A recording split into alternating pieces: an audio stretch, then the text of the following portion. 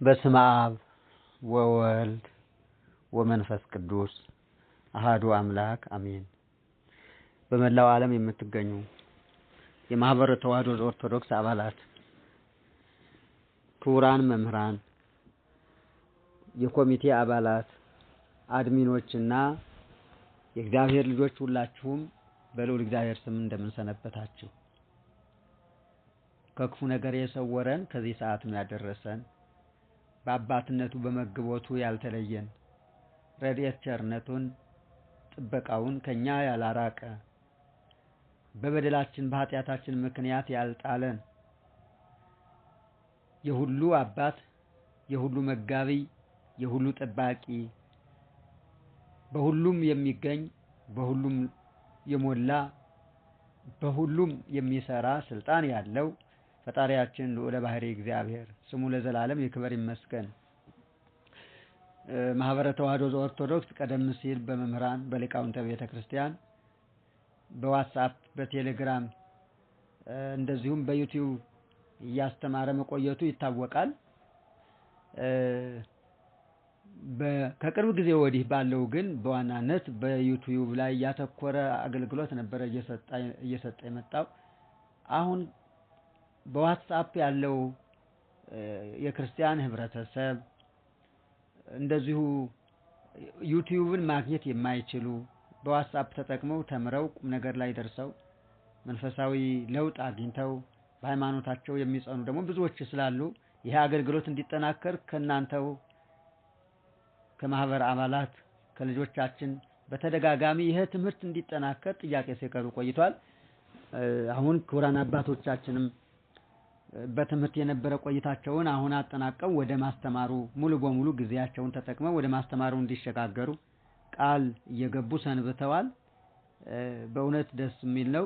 ለዚህ ክብር ያበቃን እግዚአብሔር ክብር ይመስገን እና ስለዚህ ከዚህ ሰዓት ጀምሮ በዚህ ሳምንት የምንማረው ወቅታዊ የክርስትና ተግዳሮቶችና መፍትሄዎቻቸው የሚል ይሆናል።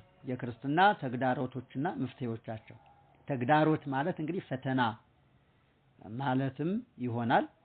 ያው አንዱ የአንዱ ገጽታ ነው። ተግዳሮት፣ ፈተና ያው ተመሳሳይነት ያላቸው የአንድ ሐሳብ መግለጫ ቃላት ናቸው። ወደ ፈተና እንዳትገቡ ትጉና ጸልዩ ሲባል መከራ ስጋ መከራ ነፍስ ማለት እንደሆነ፣ ክህደት፣ ገሃነመ እሳት፣ ሞት፣ ኃጢአት፣ ቀቢጸ ተስፋ እየተባለም ሲተረጎም ትሰማላችሁ። ተግዳሮት ማለት ደግሞ ያው የሚፈታተኑ ነገሮች በህይወት ውስጥ በፈተናነት የሚታወቁ ትዕግስትን የሚፈታተኑ፣ ህይወትን የሚፈታተኑ፣ ተስፋን የሚፈታተኑ፣ ሃይማኖትን የሚፈታተኑ፣ ህገ እግዚአብሔርን የሚፈታተኑ በርካታ ነገሮች አንድ ላይ ተግዳሮቶች እየተባሉ ይጠራሉ። በጊዜው አሁን ባለው አማርኛ ማለት ነው። እና እነዚህ ምንድን ናቸው?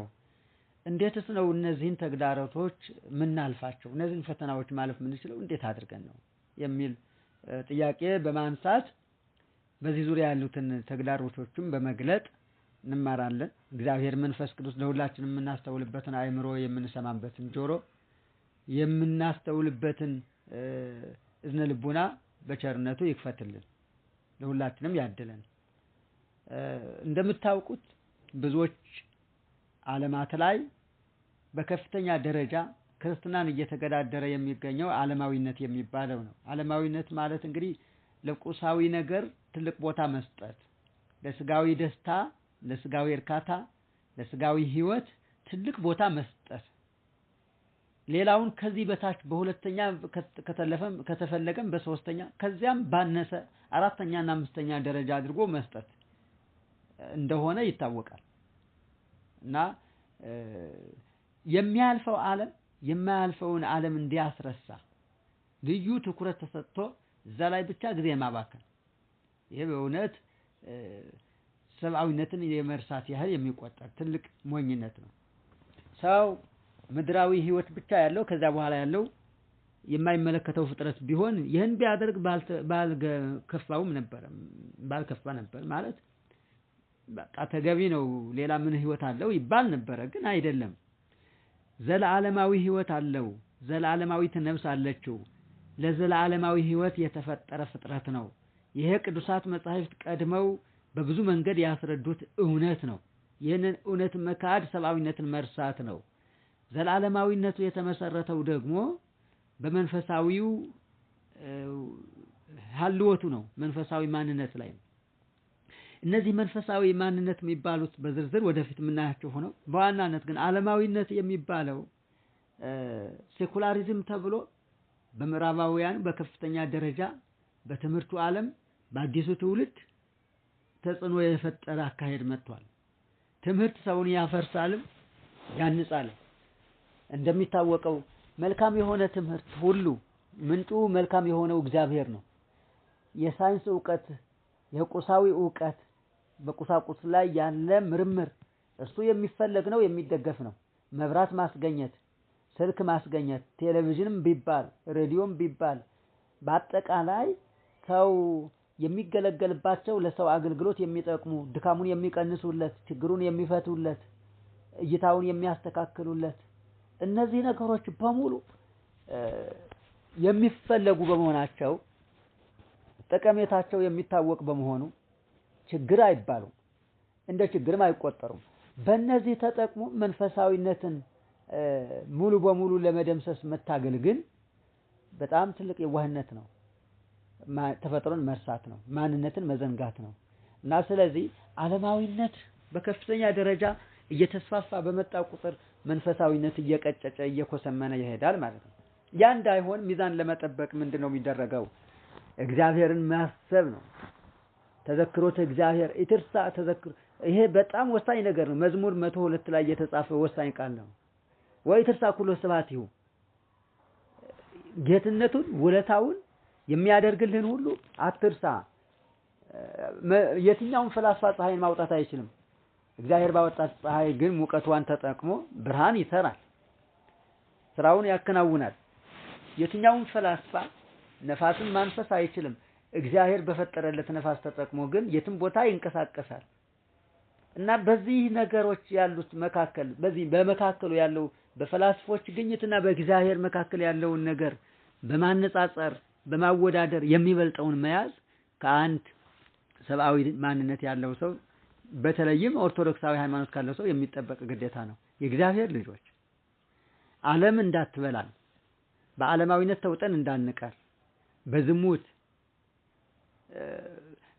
ለስጋ ተድላና ምቾት ደስታ ትልቅ ቦታ በመስጠት በመብላት በመጠጣት በስካር በመሳሰለው ሁሉ ሰውነታችን ተውጣ እንዳትቀር በእግዚአብሔር ፊት የሚነገረንን የእግዚአብሔር ቃል እንድናስታውስ ቅድስት ቤተክርስቲያን መልእክቷን ታስተላልፋለች። የእግዚአብሔር ልጆች አሁን ይሄ ዓለማዊነት የሚባለው ሴኩላሪዝም የሚባለው በምድራውያን ባለስልጣናትም ብትሄዱ ሳይንቲስቶች በሚባሉ ሊቃውንት በሚባሉ ምሁራን በሚባሉ ማስተርስ ዲግሪ ዶክተሬት አላቸው በሚባሉ ሰዎች ትልቅ ቦታ ተሰጥቶት እነዚህን እንደ ትልቅ ሊቅ እየቆጠረ ትውልድ እየጠፋ ነው ያለ እና የእግዚአብሔር ልጆች እኛም በዚህ መንገድ ተጉዘን እንዳንጠፋ ሳይንሳዊውን ዕውቀት ለመንፈሳዊ ህይወት መሳሪያና ድጋፍ ሰጪ አድርገን ልንጠቀምበት ይገባል እንጂ በዚያ ተውጠን በዓለማዊነት ተውጠን እንዳንቀር የእግዚአብሔር ጥሪ ሁል ጊዜ ጆሮአችን እያንኳኳ ልባችን እያንኳኳ እንደሆነ እንድንረዳ ነው የተፈለገው ሐሳብ ይሄ ነው። ሁለተኛ የእምነት ዝለት ነው። የእምነት ዝለት ሰው በበላ በጠገበ ቁጥር በጠጣ በረካ ቁጥር መንፈሳዊ ህይወቱ እየዛለ እየደከመ ይሄዳል። መብል መጠጥ ኃጢአት ባይሆንም መብል መጠጥ በበዛ ቁጥር ግን የሚከተለው የነፍስ ዝለት ነው፣ የእምነት ድካም ነው። የስጋ ኃይሉ ይሞላል፣ ቅልጥሙ ይሞላል። ከዛ በኋላ የሚመጣው ቀጣይ ስሜት ምንድነው ሲባል ቀጣዩ ስሜት የስጋ ስሜት ነው። የስጋ ፍትወት የስጋ ፍላጎት ነው በከፍተኛ ደረጃ እየጨመረ የሚሄደው። ይሄ ደግሞ የእምነት ድካምን የእምነት ዝለትን ያስከትላል ማለት ነው። ለጸሎት፣ ለስግደት፣ ለጾም፣ ለአምልኮት የሚመድበው ጊዜ ያንስበታል። በቃ ለመብላት ለመጠጣት ብቻ። ይሄ ደግሞ ስጋን ማወፈር ማደለም ነው። ሰው ለእርድ የሚቀርብ እንስሳ አይደለም። ሰው እግዚአብሔር የሚከብርበት የሚመለክበት ክቡር ፍጥረት ነው፣ በስላሴ መልክ የተፈጠረ እና ስለዚህ እምነቱ እየጠነከረ የሚሄደው አንደኛ በጸሎት ነው፣ ሁለተኛ በስግደት ነው፣ ሶስተኛ በአምልኮተ እግዚአብሔር ተግባራዊ በሆነ አምልኮተ እግዚአብሔር ነው። ቅዳሴው አምልኮተ እግዚአብሔር የሚፈጸምበት ነው። ማስቀደስ የሚችልበት እድል ላይኖረው ይችላል። ግን ማስቀደስ እንዳለበት ማመን፣ ከቅዳሴው ተሳታፊ ለመሆን የድርሻውን ማበርከት ባለበት ሆኖ የእግዚአብሔር አምልኮት እንዳይጓደል፣ ቅዳሴ እንዳይታጎል የቻለውን ማበርከት አስራቱን ማውጣት ሁሉ ለቅዳሴው ድርሻውን ማበርከት ይሆናል ማለት ነው። እና ያ እምነቱን እያጠነከረለት ይሄዳል። ለእግዚአብሔር የሚገባውን ሲያደርግ እግዚአብሔርም ለሱ የሚገባውን በሚገባ ያደርግለታል። እንኳን አድርጎ ሳያደርግም እግዚአብሔር ለሰው የሚገባውን ያጎደለበት ቀን የለም። ሰው ግን እግዚአብሔር ለሰው የሚያደርገውን ያህል ይቅርና የሚያስበውን ያህል ይቅርና በእውነት አንዲት ቅንጣት ታህል በእግዚአብሔር ፊት ለማድረግ በእምነት ድካም ምክንያት ዝለት ምክንያት ሰውነቱ ሐሞቱ እየፈሰሰ ሰውነቱ እየዛለ በዚህ ለእግዚአብሔር ማበረከት የሚገባውን ሳያበረክት ጊዜ ያልፍበታል። ቦነስ እድሜ ለማንም አይሰጥም። በታሪክ ለአንድ ሰው ነው የተሰጠው። ሕዝቅያስ ስለተባለ ሰው ያውም በጸሎት ነው። በእምነት የበረታ ሰው ስለነበረ በጸሎት ስለተጋ በእንባ በንስሐ በእግዚአብሔር ፊት ስለቆመ እግዚአብሔር ወስኖት የነበረውን ውሳኔ ቀይሯል። ይሄ እንግዲህ ሰው ከዚህ ህይወት እንዲማርና በንስሐ እንዲጠቀም ለማድረግ የተሰጠ እድል ነው እና ስለዚህ ምንድነው ዋና ዓላማ ሲባል ድካሙን ለማስወገድ ዝለቱን ለማራቅ በጸሎት ለመትጋት ፍቅረ እግዚአብሔርን እያሳደግን ለመሄድ ይህንን ተረድተን የእምነት ዝለታችንን እንድናስተካክል ነው። ቅዱሳት መጻሕፍትን በመማር በአባቶች በሊቃውንቱ የሚሰጠውን ትምህርት በመከታተል የሃይማኖት መላላትና ዝለትን ማስተካከል ይቻላል ማለት ነው። ሌላው ሶስተኛው ነጥብ የሐሰት ትምህርቶች በየቦታው እየተስፋፉ ነው የመጡት። ጉባኤ ላይ የዋሉ ምስጢር ያደላደሉም ጉባኤ ላይ ያልዋሉና ምስጢር ያላደላደሉም በመምህርነት በእኩልነት እየተጠሩ ሚዲያ ላይ ጊዜው ባፈራው እድል ባመጣው እድል ተጠቅመው የየራሳቸውን መልእክት ሲያስተላልፉ ሰማላችሁ። ግርዱንና ምርቁን ፍትፍቱንና እንጀራውን አንድ ላይ ቀላቅለው የሚያቀርቡ ሞልተዋል። ምዕመናንን ግራ የሚያጋባ ትምህርት የሚሰጡ ለትምህርታቸው የማይጠነቀቁ ብዙዎች ናቸው እና ከዚህ የተነሳ ትውልድ የሚጠፋበት መረብ በሰፊው እየተጠመደ እንደሆነ ያሳየናል ማለት ነው። እና የሐሰት ትምህርቶች ደግሞ ከምንም በላይ በብዛት እየተሰራጩ ያሉበት ወቅት ነው። ከመጽሐፍ ቅዱስ ትምህርት የሚለዩ አስተምህሮዎች እየተስፋፉ መጥተዋል። በሚያሳዝን ሁኔታ በመንፈስ ቅዱስ የሚቀልዱ፣ በክርስቶስ ማንነት ላይ የሚቀልዱ፣ በወንጌል ላይ በክርስትና ላይ የሚቀልዱ፣ በቅዱሳን ላይ የሚያፌዙ የሚቀልዱ ሰዎች እየበዙ መጥተዋል። አንደበት ስለተሰጣቸው ሚዲያ ስላገኙ የሚሰማ ጆሮች ስላገኙ በጣም ብዙዎች በስህተት መንገድ እየተጓዙ ነው። ከዛ ስህተት ለመዳን ክቡራን አባቶቻችን እግዚአብሔር ያከበራቸው እንደነ አባ ገብረ ኪዳን የመሳሰሉ ርዕሰ ሊቃውንት እንደነ የኔታ እሸቱ የመሳሰሉ ትልልቆቹ ሊቃውንት የሚያስተላልፉትን ትምህርት መጠን እንድናዳምጥ ነው ቤተክርስቲያን መልእክት የምታስተላልፈው። ከዋናው ምንጭ ቀድተው የሚያጠጡ ጉባኤ ላይ የዋሉ ምስጢር ያደላደሉ ከትክክለኛው የክርስቶስ ማዕድ የተካፈሉ ማለት የክርስቶስን ጉባኤ በሚገባ አጣጥመው በህይወትም ኑረውበት በስራም ገልጸው በተግባርም አሳይተው የሚያስተምሩ መምህራን በእውነት በዚህ ዘመን ይፈልጋሉ እና ስለዚህ በየቦታው እየተነዳችሁ እንዳትሄዱ የሐሰት መምህራን እየነዱ በተለያየ ቦታ ለኪሳቸው ማድለቢያ እንዳያደርጓችሁ እንድትጠነቀቁ በዚሁ አጋጣሚ ማሳሰብ እንፈልጋለን ማለት ነው። አንዱ ተግዳሮት ይሄ የሐሰት ትምህርት ነው። ቅዱስ ጳውሎስ በመጨረሻው ዘመን እንዲህ አይነት ትምህርት የሚሰጡ ሰዎች እንደሚመጡ በመልእክቱ ለአንደኛ ጢሞቴዎስም ለሁለተኛ ጢሞቴዎስም በላከው ምዕራፍ 4 ላይ በሁለቱም ቦታዎች ላይ አሳምሮ ገልጾታል። በመጨረሻው ዘመን የሚያስጨንቅ ጊዜ ይመጣል ብሏል። እንግዲህ ይሄ ጊዜ እንዴት ሆኖ እንደታየው በእውነት የሚደንቅ ነው። የሐሰት መምህራኑ በምን ያህል ፍጥነት ቀርበው እንደታዩት ይሄ የእግዚአብሔር መንፈስ ቅዱስ ጸጋ እንዳደረበት የሚያሳየን አንዱ ማረጋገጫችን ነው። የመንፈስ ቅዱስ ማደሪያ በመሆኑ 2000 ዓመታት ተራምዶ ማየት ችሏል። በእኛ ዘመን ያለው ነገር ነው እየገለጸ ያለው። በዛን ጊዜ ይሄን ያህል ብዛት የነበራቸው የሐሰት መምህራን አልነበሩም። አሁን ያለው የሐሰት መምህር ብዛት ግን በጣም የሚያሳስብ ደረጃ ላይ ደርሷል። በግብዞች በውሸተኞች ነው የሚለው በውሸተኞች ግብዝነት የተሰጠውን የአጋንንትን ትምህርት እየተከተሉ ብዙዎች ከእውነተኛው ሃይማኖት እንደሚለዩ በሚገባ ገልጾ ነበር። ቅዱስ ጳውሎስ ነው ይሄንን የገለጸው። ለጢሞቴዎስ ነው ይሄን ምክር የሰጠው። ይሄ በእኛ ዘመን ነው የተፈጸመው። መቁጠሪያ ይዘው ሰዎችን የሚያስተቃዩ አሉ። በጧፍ የሚገርፉ አሉ። በመቁጠሪያ የሚገርፉ አሉ። በመቋሚያው ይቀጥላሉ። እንግዲህ የሁሉ ችግር ከምን የመነጨ ነው ሲባል መንፈሳዊ ድክመትን በዚህ መንገድ ለመሸፈን የሚደረግ ጥረት ነው። የአጋንንት የማስመሰል ተግባር በብዛት ተንሰራፍቶ ይታያል።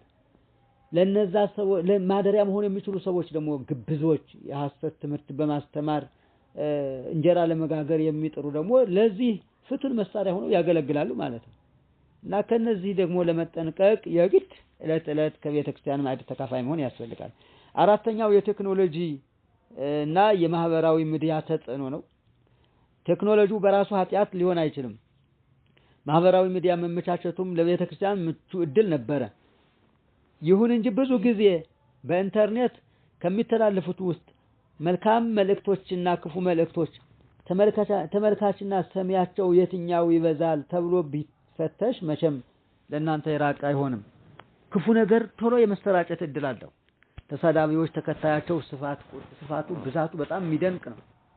የተሳዳቢዎች ተከታይና የመምህራን ተከታይ ምን ያህል ነው ብላችሁ ብታዩ የተሳዳቢዎች ተከታይ በጣም ብዙ ነው። የክፉዎች ተከታይ ብዙ ነው።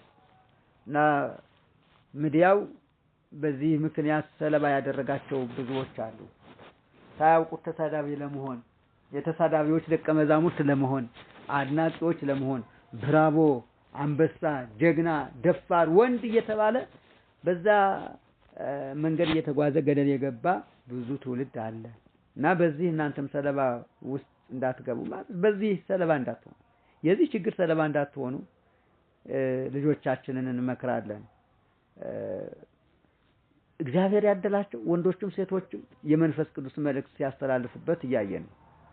ኢንተርኔቱ ለቃል እግዚአብሔር ፍሰት፣ ለወንጌል መስፋፋት፣ ለክርስትና ማደግ ትልቅ አስተዋጽኦ ሊያበረክት የሚችል እድል አለው።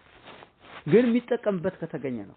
ብዙዎች ስድብን ለማስተላለፍ፣ ዝሙትን ለማስፋፋት፣ ተንኮልን ለማስፋፋት በአጠቃላይ በተራ ጉዳይ ተጠምደው ለመዋል ጊዜን ለማባከን ይገለገሉበታል።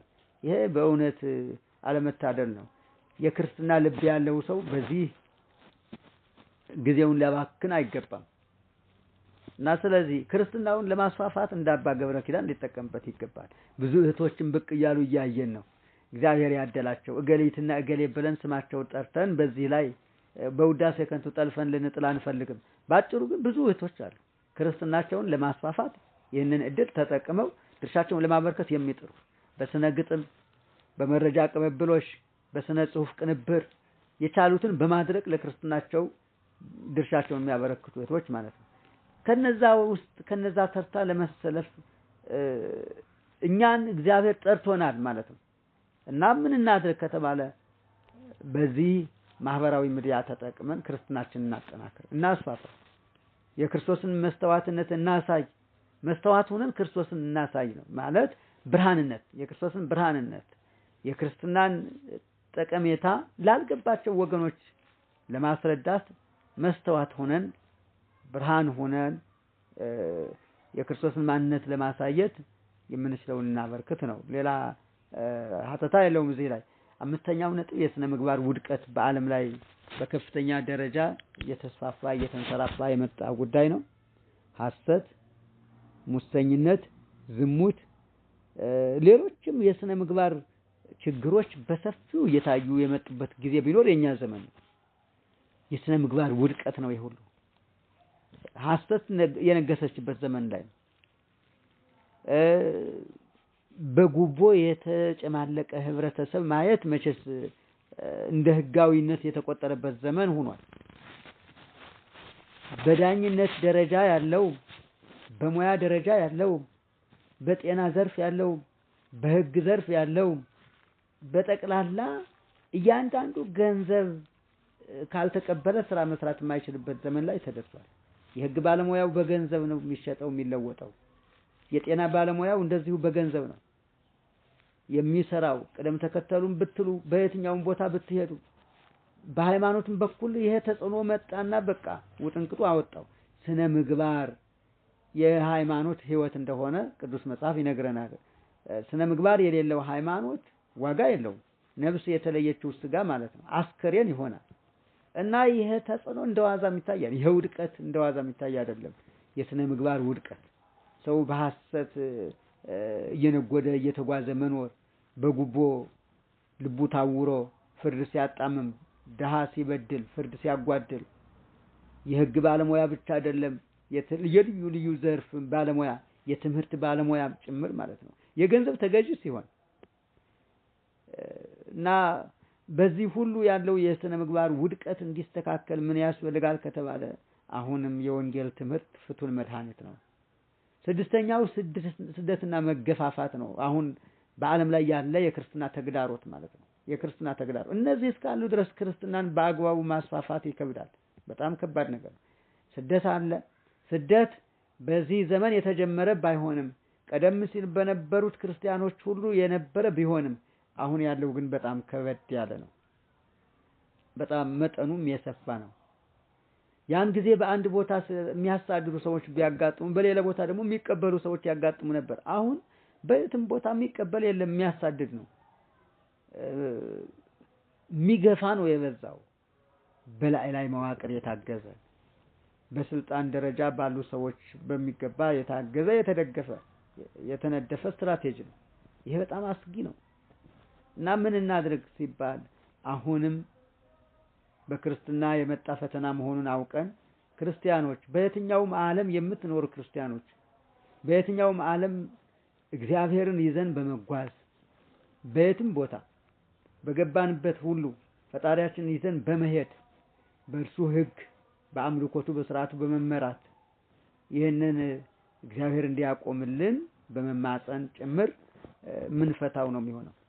ያለበለዚያ ክርስትና የሚቀበላት ትውልድ አጥታ በእውነት ነበር በሚል ተረት ላይ ወይም ደግሞ ታሪክ ላይ ገብታ መቆጠሯ የማይቀር ይሆናል ማለት ያ እንዳይሆን ነው ትምህርት የሚያስፈልገው። በእርግጥ እግዚአብሔር አይጥላትም፣ ግን ብዙ ክርስቲያኖች ሲወድቁ ትልቅ ኪሳራ ስለሆነ በዚህ ኪሳራ ውስጥ የኛም እጅ በዝምታችን ምክንያት ተግተን ባለማስተማራችን ምክንያት ክርስትናችንን ለሌላው ባለመመስከራችን ምክንያት የኛም እጅ እንዳለበት ስለሚቆጠር ለዚህ ድርሻችን እንድናበረክት ነው። እና ምን እናድርግ ሲባል እንግዲህ የተገፉ ወገኖቻችን በመደገፍ ድርሻችን እናበረክት ነው። በሄድንበት ፈጣሪያችን ይዘን እንሂድ። በእምነታቸው ምክንያት ችግር ላይ ለወደቁ ወገኖች የአቅማችን እናበረክትላቸው። የሚችል በገንዘብ የማይችል በእውቀትም በሚዲያ የተቸገሩ ሰዎችን ችግራቸውን በማስተዋወቅ የቻለውን ያድርግ። በጸሎት ማገዝ የሚችለው ደግሞ በጸሎት ያገዝ። የእግዚአብሔር ልጆች ሌላው እንግዲህ አሁን የመጣው ትልቁ ተግዳሮት እንግዲህ ፍቅርን የሚያጠፋ መንገድ መታየት ነው። ጥላቻ የሰፋውን ያህል ፍቅር እየሰፋ ነው ማለት አንችልም። የፍቅርና የአንድነት መቀነስ በቤተ ክርስቲያንና በማህበረሰቡ ውስጥ እየፈጠረው ያለው ጫና እንደዋዛ የሚታይ አይደለም። ብዙዎች ቤተክርስቲያንን ለመከፋፈል ምዕመናንን ለመከፋፈል ክርስትናን በከፋፍለ ግዛ ለመምታት ተሰልፈውብናል። አጋንንት ቀዳሚዎች ናቸው። የአጋንንት ሰራተኞች ደግሞ ያው የሚታወቅ ስራቸው ይሄው ነው። ሌላ ነገር የላቸው። በእውነት ቤተክርስቲያንን ማሳደድ እንደ ትልቅ ጀግንነት የሚቆጥሩ ሰዎች ተፈጥረዋል። ቤተክርስቲያንን ማቃጠል እንደ ትልቅ ጀግንነት የሚቆጥሩ ሰዎች በሚገባ እያየናቸው ነው። ከጊዜ ወደ ጊዜ እየተለመደ መጥቷል። እንደ ብርቅ እንደ ድንቅ አይቆጠርም። አቤት የሚያስብል ነገር ነበረ። የእግዚአብሔር ቤት ሲቃጠል ማየት ትልቅ ውድቀት ነው እና ከዛ በላይ ግን የእግዚአብሔር ቤት የሆነው የምእመናን ሕይወት ሲፈራርስ ማየት፣ አንድነቱ ሲፈራርስ ማየት አሳፋሪ ነው፣ አስደንጋጭም ነው፣ አስፈሪም ነው እና ከዚህ የተነሳ ምን እናድርግ ሲባል ፍቅር የሚገነባበት አንድነት የሚታነጽበት የሚገነባበትን በቤተ ክርስቲያን ልጆች መከፋፈል የሚጠፋበትን ስራ ለመስራት ድርሻ እንውሰድ ነው። እያንዳንዱ ሰው ድርሻ አለው። ለአንድነትም ለልዩነትም፣ ለጥላቻም ለፍቅርም፣ ለሰላምም ለጦርነትም ድርሻ ያለው ሌላ አካል አይደለም፣ ሰው ነው። በሰው አንደበት ተጠቅሞ ነው ጋኔንም ስራ የሚሰራው። እግዚአብሔር መንፈስ ቅዱስም የሰዎችን ህይወት አንድነት ተጠቅሞ ነው ትልቅ ስራ እየሰራ የኖረው። ወደፊትም የሚሰራው እንደዚህ ነው እና ስለዚህ የጥላቻ ሰራተኞችን አደብ ለማስያዝ የፍቅር ሰራተኞች ማብዛት የግድ ያስፈልጋል። የልዩነት ሰራተኞችን ለመመከት የአንድነት ሰራተኞችን መደገፍ የግድ ይላል ማለት ነው። ሌላው ስምንተኛው ጉዳይ ቁሳዊ ነገሮች፣ ያው ከዚህ በፊትም በቁጥር 1 እንደተገለጸው የቁሳዊ ነገሮች ፍቅር፣ ገንዘብና ሀብትን ከእግዚአብሔር በላይ ማስቀደም በጣም በዓለም ላይ ክርስትናን እየተገዳደሩ ከሚገኙ ፈተናዎችና ተግዳሮቶች መካከል የሚጠቀስ እንደሆነ ይታወቃል። የእግዚአብሔር ልጆች በእውነት ቁሳዊ ነገር በሙሉ በዚህ ዓለም ጠፊ እንደሆነ ይታወቃል። ሰማይ ጠቀስ ፎቆች ሲፈራርሱ አይተናል። በእውነት አስደናቂ የነበረ እድገት የነበራቸው እነ ሶሪያ እነ ሊቢያ የነበራቸው ቁሳዊ ነገር ሁሉ እንደወደመ ተመልክተናል። ኢትዮጵያ ውስጥ ሩቅ ሳንሄድ ስንት ነገር ወድሟል። ወደፊትም ይሄ ነገር ምን አይነት ጉዳት እንደሚያስከትል ከብዙ ርቀት ሂደን ወደ ኋላ ተመልሰን የአንደኛውና የሁለተኛውን የዓለም ጦርነት ለማየት አንጓጓም፣ አንጠይቅም። እዛ ደረጃ ሳንሄድ አሁን በአይናችን የምናያቸው ጦርነቶች ሁሉ ምስክሮች ስለሆኑ ውብ ህንጻዎች የሚፈራርሱበት ነው። ከዚህ በላይ ደግሞ ውብ የእግዚአብሔር ህንጻ የሆነ ሰው እየፈረሰ ነው። በጥላቻ እየፈረሰ ነው። በቂም በበቀል እየፈረሰ ነው። በቀቢጸ ተስፋ እየፈረሰ ነው። በጭንቀት እየፈረሰ ያለ ጭንቅላት ስፍር ቁጥር የለውም። እየፈረሰ ያለው ትዳር ዋጋ የማይሰጠው ከሆነ በእውነት ነገ በትዳር ጸንቶ ፍሬ አፍርቶ ለእግዚአብሔር አበርክቶ ለክርስትና አብቅቶ የሚገኝ ትውልድ ማግኘት ከባድ ይሆናል። ስለዚህ ለቁሳዊ ነገር የምንሰጠው ቦታና ለመንፈሳዊ ነገር የምንሰጠው ቦታ መለያየት አለበት። እግዚአብሔር ከሁሉ በላይ ነው። እግዚአብሔርን የያዘ ሰው ከሁሉ በላይ የያዘው ሀብት ትልቅ መሆኑን መረዳት ይኖርበታል። በእውነት ብዙ ቁሳቁስ ላይኖራችሁ ይችላል። እግዚአብሔርን እስከያዛችሁ ድረስ ግን ብዙ ቁሳቁስ ካላችሁ በላይ ባለጸጎች መሆናችሁን ልታስቡ ልትረዱ ይገባል። ውድ ልጆቻችን፣ የመንፈስ ቅዱስ ልጆቻችን ሁላችሁም እነዚህ ቤተክርስቲያንን ክርስትናን እየተፈታተኑ እየተገዳደሩ ያሉ ነገሮች በእኛ ልቡና ውስጥ ይበልጥ ስር ሰደው ተንሰራፍተው የሚገኙት የትኞቹ ናቸው? ፖፖ ላይ ተደቅኖ የሚውል በጣም ብዙ ሰው አለ። መንፈሳዊ ነገር ለመከታተል ምን ያህል ጊዜ ነው የሰጠው? የትኛው ነው እየበለጠበት ያለ? ለቁሳዊ ነገር የሰጠውና ለመንፈሳዊ ነገር የሰጠው ቦታ ምን ያህል ነው? የኛ ልብ የትኛው ላይ ያተኩራል? የሚሳበው በየትኛው ነው? እስኪ እንመርምረው እናስተካክለው። እና እነዚህን ለመቋቋም ክርስቲያኖች አንደኛ በጸሎት መትጋት፣ ሁለተኛ በመጽሐፍ ቅዱስ ትምህርት ማደግ፣ በህብረት በፍቅር በታማኝ ህይወት መጽናት ወሳኝ መድኃኒቶች እንደሆኑ ምንም ጥርጥር የለውም። እንግዲህ የእግዚአብሔር ልጆች እነዚህን ነገሮች አሁን የተዘረዘሩትን ችግሮች ጠቅለል ባለ መልኩ የተመለከትናቸው የቤተ ክርስቲያን የክርስትናችንም ፈተናዎች ተግዳሮቶች የሆኑት ዓለማዊነት፣ የእምነት ዝለት፣ የሐሰት ትምህርቶች፣ የማህበራዊ ሚዲያ ተጽዕኖዎች፣ የሥነ ምግባር ውድቀት፣ ስደትና መገፋት፣ የፍቅርና የአንድነት መቀነስ፣ የቁሳዊ ነገሮች ፍቅር ከመንፈሳዊው መብለጥ ማለት የገንዘብና የሀብት ፍቅር ከእግዚአብሔር መብለጥ፣ ይሄ በጣም አሳሳቢ ፈተና ነው።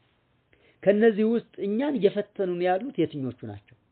በይበልጥ ፈተና ሆነውብን ያስቸገሩን የትኞቹ ናቸው የሚለውን ለራሳችን ጥያቄውን እናቅርብ። ከዚህ በመነሳት ያለንበትን ደረጃ ፈትሸን ለማስተካከል ንስሐ ለመግባት የታረመ ህይወት፣ የታረመ አንደበት፣ የታረመ ምክር፣ የታረመ ሐሳብ እንዲኖረን ለማድረግ እንተጋለን ማለት ነው። ጉድለታችንን ለመሙላት መጀመሪያ ጉድለታችንን ማወቅ ያስፈልጋል። ደካማ ጎናችንን ለማሻሻል ድክመታችንን መረዳት ያስፈልጋል። የኛ ድክመት የትኛው ነው እና የኛ ድርሻ ምንድነው? በእምነት መጽናት፣ በጸሎት መትጋት፣ የቤተክርስቲያን አንድነት መጠበቅ፣ ክፍፍልን ማራቅ፣ ፍቅርን መተባበርን ማጠናከር፣ በቤተክርስቲያን ትምህርት ሁል ጊዜ ማደግ፣ የተሳሳቱ ትምህርቶችን በእውቀት መለየት፣ በስነ ምግባር አርአያ መሆን፣ በታማኝነት በትህትና በፍቅርና በቅድስና መኖር፣ በአገልግሎት መሳተፍ፣ በልዩ ልዩ የቤተክርስቲያን አገልግሎቶች በፈቃደኝነት መሳተፍ፣ ቤተክርስቲያንን በገንዘብ በጉልበትም በእውቀትም መደገፍ፣ መባ አስራትና በኩራት ማውጣት፣ ሌሎችንም ድጋፎች በታማኝነት ማቅረብ፣ የወንጌልን ትምህርት በሚገባ ማሰራጨት፣ ማጠናከር፣ ማስፋፋት፣ የክርስቶስን መልእክት በቃልም በተግባርም ማዳረስ፣ በቴክኖሎጂ ተጠቅመን ማህበራዊ ሚዲያንም ሆነ ሌሎችን መገናኛዎችን ለበጎ ዓላማ መጠቀም፣ ሰላምና እርቅን ማጠናከር፣ ማስፋፋት፣ በቤተ ክርስቲያን በማህበረሰባዊ ውስጥ የሰላምና የእርቅ አምባሳደር ሆኖ ለመስራት ሁሉ ጊዜ ዝግጁ መሆን፣ በአጠቃላይ በጸሎትና በእምነት በእውቀት በፍቅር በአገልግሎትና በታማኝ ህይወት በመትጋት የቤተ ክርስቲያንን የውስጥና የውጭ ፈተናዎችን ለመቋቋም ሁላችንን እንድንተጋ መልእክት ለማስተላለፍ ነው። የእግዚአብሔር ልጆች በዚህ መንገድ ከተጋን የቅዱሳን አምላክ እንደሚረዳን ምንም ጥርጥር የለንም። የቤተ ክርስቲያን አምላክ የጉባኤ አምላክ እንዲህ አይነት ድካም የሚደክሙትን በሚገባ ይረዳቸዋል። ሲረዳም ኑሯል፣ ወደፊትም እየረዳ ይኖራል። ምንም ጥርጥር የለውም። እና በዚህ መሰረት የእግዚአብሔር አገልጋይ ለመሆን የቤተ ክርስቲያን አንደበት ለመሆን የክርስትና ህይወት መሳሪያ ለመሆን ራሳችንን እንድናበቃ ትምህርት እየተሰጠ ይገኛል። እና በዚህ መሰረት በሌሎች እንዳንታለል ሌሎችንም እንዳናታልል በሌሎች እንዳንሰናከል ሌሎችንም እንዳናሰናክል ምን ያስፈልጋል ሲባል ወቅታዊውን ትምህርት ማወቅ። ይሄ እንግዲህ ወቅታዊ የቤተክርስቲያናችን ፈተና ነው። አሁን እየመጣ ያለው ደግሞ ከዚህ በፊት ካለፈው የባሰ ሊሆን ይችላል፣ ያነሰም ሊሆን ይችላል። የሚያውቀው እግዚአብሔር ነው። አሁን ባለን ግምት ግን የባሰው ነገር እየከፋ ነው ያለ። ጠላቶች ብዛታቸው ስፍር ቁጥር የለውም። ግን ከዚህ ሁሉ በላይ የሆነ ክንድ ያለው እግዚአብሔር እስከያዝን ድረስ የነሱ ብዛት አያስደነግጠንም። የጠላቶች ብዛት አይደለም እኛን የሚያስፈራን፣ የኛ ድክመት ነው በጣም አስፈሪው ነገር። የኛ ልዩነት፣ የኛ ጥላቻ፣ የኛ መገፋፋት፣ በጎሳ በወንዝ በተራራ ተከፋፍለን መኖር አሳፋሪ ውድቀት ነው። በጣም የሚያሳዝን ነው።